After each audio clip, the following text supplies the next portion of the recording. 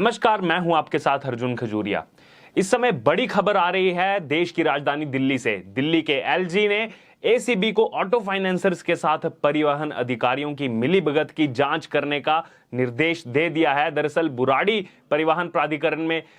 दलाली को लेकर के ये मामला उठा था और अब एंटी करप्शन ब्यूरो को जांच करने के निर्देश दे दिए गए हैं। दिल्ली के उपराज्यपाल विनय कुमार सक्सेना ने शुक्रवार को भ्रष्टाचार निरोधक ब्यूरो यानी कि एसीबी एंटी करप्शन ब्यूरो को ऑटो फाइनेंसरों और अनधिकृत डीलरों के साथ साथ परिवहन विभाग के अधिकारियों के भ्रष्टाचार को लेकर और जिस तरह की इसमें मिलीभगत की गई है उसकी जांच करने का निर्देश दे दिया है। एलजी हाउस के सूत्रों ने बताया कि बुराड़ी ट्रांसपोर्ट अथॉरिटी के दलालों को लेकर दरअसल राष्ट्रीय राजधानी दिल्ली के कई ऑटो रिक्शा यूनियन की तरफ से जो है एक औपचारिक रिट याचिका डाली गई और दिल्ली उच्च न्यायालय के आदेश के मद्देनजर ये निर्देश आया है, जिसमें क्षेत्रीय परिवहन कार्यालयों यानी कि आरटीओ रोड ट्रांसपोर्ट ऑर्गेनाइजेशन में बड़े पैमाने पर भ्रष्टाचार खुलकर के सामने आ रहा है और ऑटो रिक्शा चालकों के उत्पीड़न का आरोप लगाया गया था इसको लेकर और अब उसी में जांच करेगी आगे। और इस बीच दिल्ली के मुख्यमंत्री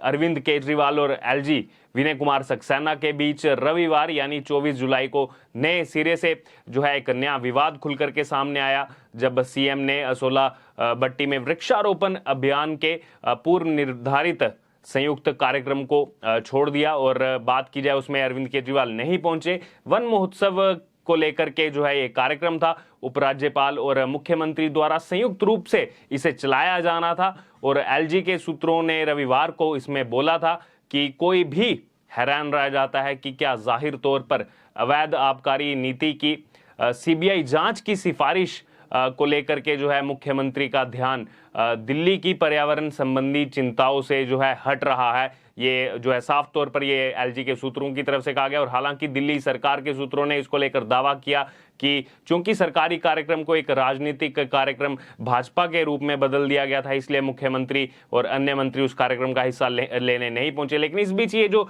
खबर आई है इससे कहीं ना कहीं दिल्ली सरकार फिर से जो है सदमे में दिखाई दे रही है, क्योंकि अगर बात की जाए लगातार दिल्ली सरकार पर शिकंजा कसा जा रहा है। अब पहले बात की जाए तो सत्येंद्र जैन, फिर अमानतुल्ला खान और अब उसके बाद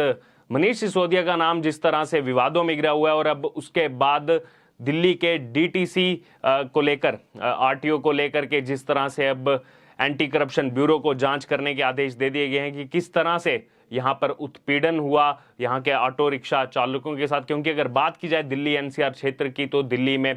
एक बड़ी संख्या में ऑटो रिक्शा चालक यहाँ पर काम करते हैं और उनके साथ जिस तरह से अनदेखी हुई, जिसकी पहले से ही भारतीय जनता पार्टी आरोप लगाती आई है कि डीटीसी का जो ट्रांसपोर्ट का जो विभाग है दिल्ली सरकार का वो एक बहुत बड़ा भ्रष्ट विभाग है। लेकिन हमेशा से ही आम आदमी पार्टी इन आरोपों को दरकिनार करती है। लेकिन अब इसी बीच एलजी विनय कुमार सक्सेना की तरफ से अब ये दिशा निर्देश दे दिए गए हैं कि एंटी करप्शन ब्यूरो जो है इस मामले में पूरी तरह से जांच करे। और कहीं ना कहीं पिछले अगर बात की जाए कुछ दिनों से तो लगातार आम आदमी पार्टी पर शिकंजा कसता जा रहा है, चाहे फिर वो बात हो अब इस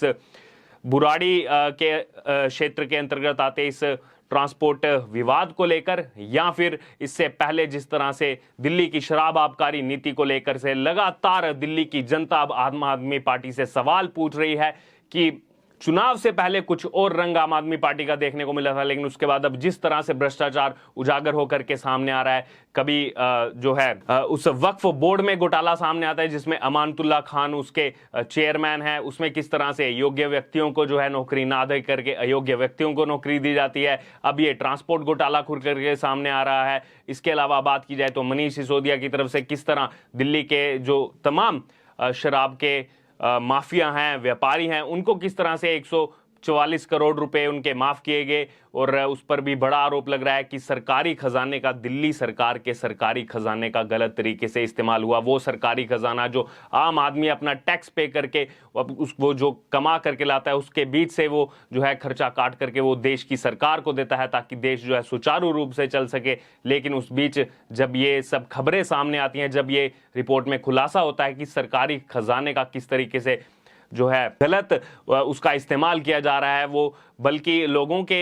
हक में ना जा करके शराब माफिया जो है उसका इस्तेमाल कर रहे हैं, तो कहीं ना कहीं वो आम आदमी के लिए सोचने का विषय है कि ऐसी पार्टियां जो लगातार अब भ्रष्टाचार के आरोप में लिप्त पाई जा रही हैं, अलग अलग घोटालों को लेकर के, चाहे फिर वो बात हो सत्येंद्र जैन की जिन पर मनी लॉन्ड्रिंग का केस चल रहा है, वो भी इस समय गिरफ्त में है, लेकिन उनको आम आदमी पार्टी की तरफ से जो है बर्खास्त नहीं किया गया, क्योंकि ऐसी डिमांड भी उठ रही है अब लोगों की कि जिस तरह से पश्चिम बंगाल में ये भ्रष्टाचार खुल करके सामने आया, उसके बाद पार्थ चैटर्जी को मंत्री पद से हटाया गया, उसके बाद पार्टी के पदों से हटाया गया, तो फिर अरविंद केजरीवाल की तरफ से आम आदमी पार्टी के जो दिल्ली सरकार का मंत्रिमंडल है उससे सत्येंद्र जैन को बर्खास्त क्यों नहीं किया गया, उससे मनीष सिसोदिया को बर्खास्त क्यों नहीं किया गया, और अभी तक भी उनको जो है भारतीय जनता पार्टी की साजिश ही बताया जा रहा है आम आदमी पार्टी की तरफ से। लेकिन अब इस बीच ये जो नया आदेश जारी हुआ है, एसीबी अब इसमें जो है कार्रवाई करेगी और आने वाले दिनों में खुलासा होगा कि इसमें कितना जो है घोटाला है, इसमें धीरे धीरे सब पत्ते खुल करके सामने आएंगे और दिल्ली की जनता के सामने होगा कुछ ही दिनों के अंदर कि पहले एक वक्फ बोर्ड का घोटाला आता है, फिर शराब का घोटाला आता है। उससे पहले बात की जाए तो सत्येंद्र जैन ने किस तरह मंत्री रहते हुए अपने पद का गलत तरीके से इस्तेमाल किया, उनकी जितनी इनकम होनी चाहिए थी उससे ज्यादा इनकम पाई गई। और अब ये डीटीसी को लेकर, जिस तरह से डीटीसी को लेकर पहले भी बोला गया है कि जो फ्री में महिलाओं को टिकट दी जा रही है आम आदमी पार्टी की तरफ से, तो कहीं ना कहीं घोटाले में जा रहा है दिल्ली का ट्रांसपोर्ट विभाग। लेकिन अगर बात की जाए अरविंद केजरीवाल ने एक ना सुनी, अभी भी वो चुनावों में जो है फ्री का लॉलीपॉप लेकर घूम रहे हैं और इसी फ्री के लॉलीपॉप को अब सुप्रीम कोर्ट ने भी इस पर जो है सख्ती दिखाई है और कहा है कि इस पर जो है कड़ा रुख अपनाया जाए। केंद्र सरकार की तरफ से उनको भी अपना रुख जो है साफ करने को बोला गया है इस मामले को लेकर कि चुनाव से पहले कैसे पार्टियां जो हैं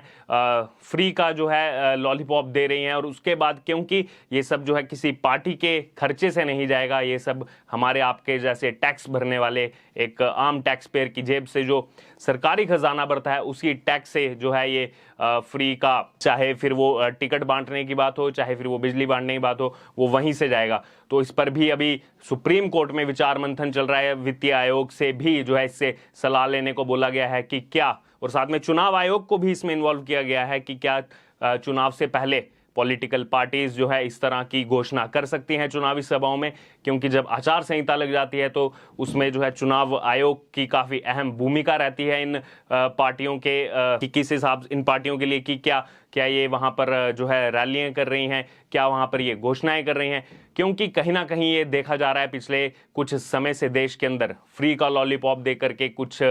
पॉलिटिकल पार्टीज देश की जनता को लुभाने का प्रयास करती हैं और उसी बिना पर जो है सरकार बनाने का काम करती हैं, और उसके बाद देखा जाए तो सरकारी बोझ जो है वो केंद्र सरकार पर बढ़ता जाता है। और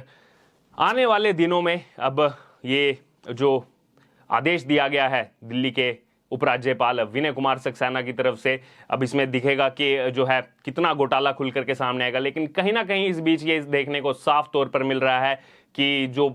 बरसों पुराना नाता रहा है दिल्ली के एलजी और दिल्ली के मुख्यमंत्री का, आपस में हमेशा जो है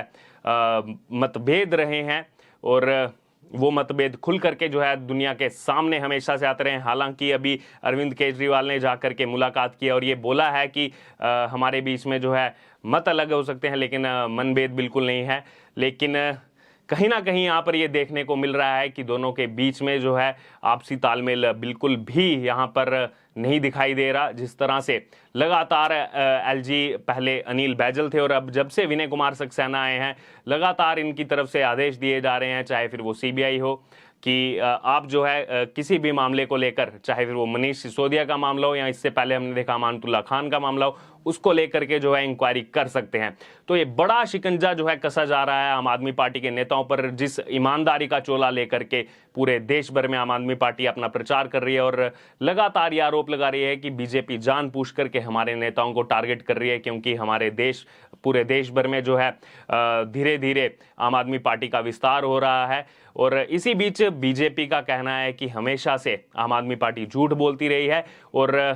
इनका प्रचार नहीं हो रहा, बल्कि बात की जाए अगर बाद में जो चुनाव भी हुए पंजाब में भगवंत मान के क्षेत्र में ही आम आदमी पार्टी को जो है मुंह की खानी पड़ी, वहां पर हार का सामना करना पड़े। पड़ा, या फिर बात की जाए गुजरात की जहां पर कुछ देर में चुनाव है, वहां पर जिस तरह से अरविंद केजरीवाल जाकर रैली में बोलते हैं कि क्या आपको फ्री बिजली चाहिए और जनता खुद वहां से जवाब दे देती है कि नहीं, हमें फ्री बिजली नहीं चाहिए, तो कहीं ना कहीं ये दिखाता है कि जो फ्री का लॉलीपॉप आम आदमी पार्टी लेकर के चल रही है, अब जनता उससे दुखी है और इनका उसको फ्री की आड़ में जो भी इनका भ्रष्टाचार है वो खुल करके सामने आ रहा है। और अभी तो कुछ ही मंत्रियों का नाम सामने आया, धीरे धीरे जैसे जैसे इनकी पोल खुलेगी वैसे वैसे और नामों का खुलासा होगा और मंत्रियों का और विधायकों का खुलासा होगा और इस शिकंजे में वो पाए जाएंगे। और दिल्ली की जनता जो है किसी भी भ्रष्टाचारी को इस तरह से माफ नहीं करेगी।